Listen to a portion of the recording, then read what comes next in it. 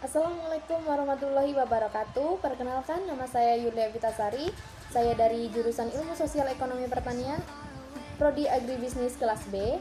Jadi di sini saya akan mempresentasikan tentang tugas bahasa Indonesia materi kedua, yaitu sejarah bahasa Indonesia secara singkat. Baik, silakan menonton.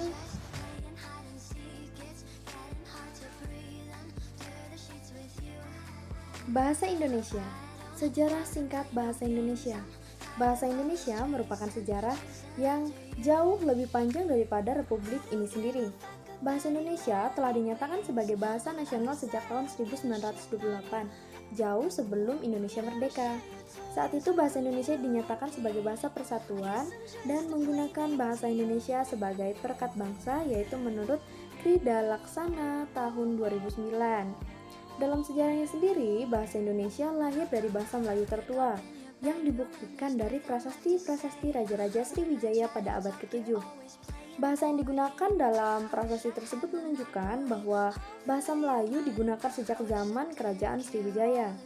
Prasasti-prasasti tersebut diantaranya adalah Prasasti Kedukan Bukit, yaitu tahun 682 sampai 683 Masehi. Lalu ada Prasasti Talang Tuo pada tahun 684 Masehi. Lalu yang terakhir adalah Prasasti Kota Kapur, yaitu pada 686 Masehi.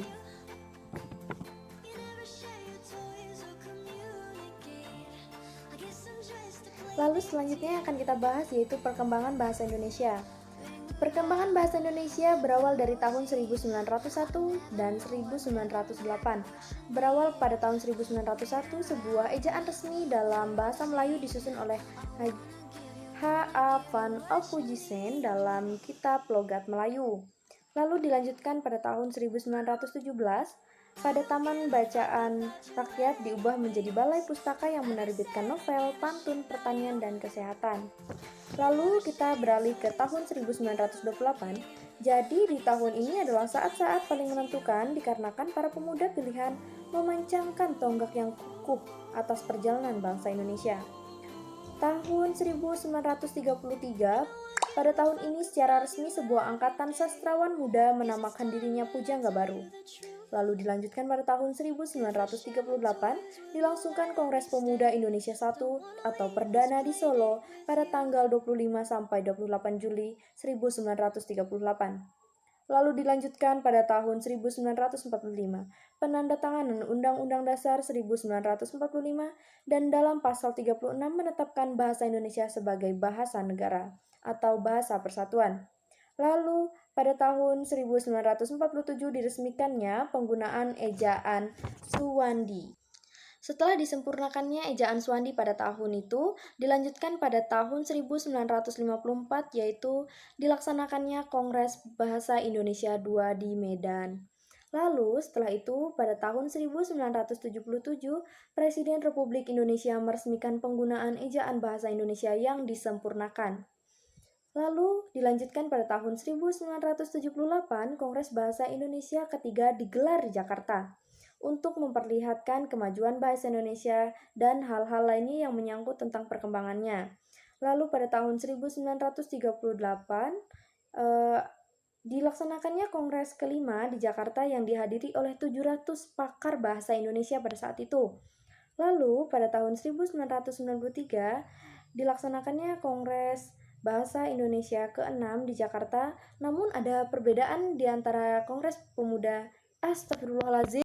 Lalu dilanjutkan pada tahun 1993, yaitu dilaksanakannya Kongres Bahasa Indonesia ke-6 yang mengalami sedikit perbedaan karena bertambahnya sastrawan yang hadir pada saat itu, yaitu berjumlah 770 pakar bahasa Indonesia dan juga 53 peserta tamu.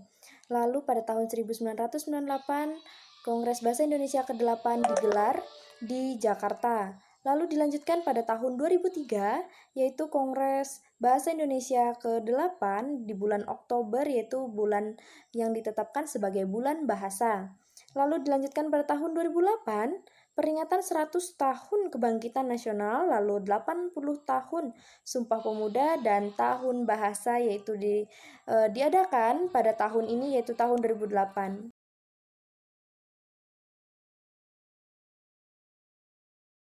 Lalu kita akan beralih ke dalam materi fungsi pemakaian bahasa Indonesia. Jadi sebenarnya apa sih itu dari fungsi kita menggunakan bahasa Indonesia dalam kegiatan sehari-hari? Yaitu adalah mencakup ada 7 fungsi, yaitu diantaranya adalah fungsi yang pertama yaitu fungsi instrumental dalam bahasa Indonesia adalah melayani pengelolaan lingkungan atau yang menyebabkan peristiwa-peristiwa tertentu terjadi. Lalu ada fungsi regulasi adalah untuk bertindak mengawasi serta mengendalikan peristiwa-peristiwa yang ditujukan untuk mengatur serta mengendalikan orang lain. Lalu ada fungsi representasional yaitu fungsi yang membuat pertanyaan, menyampaikan fakta atau menggambarkan yang sebenarnya terjadi.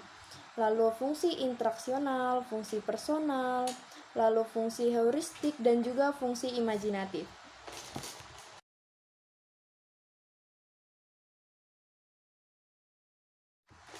Setelah kita mengetahui tentang fungsi-fungsi yaitu dalam bahasa Indonesia, kita juga harus mengetahui tentang ragam bahasa Indonesia tersebut. Sebelum kita berlanjut ke klasifikasi ragam bahasa, kita harus pertama kali mengetahui bahwa apa itu definisi ragam bahasa. Jadi, ragam bahasa atau varian dari bahasa menurut pemakaian. Berbeda dengan varian dialek sesuai dengan pengguna, variasi yang dimaksudkan bisa saja dialek, aksen, laras, gaya, atau berbagai sosiolinguistik lainnya yang termasuk variasi standar bahasa itu sendiri. Setelah itu kita lanjutkan kepada klasifikasi ragam bahasa.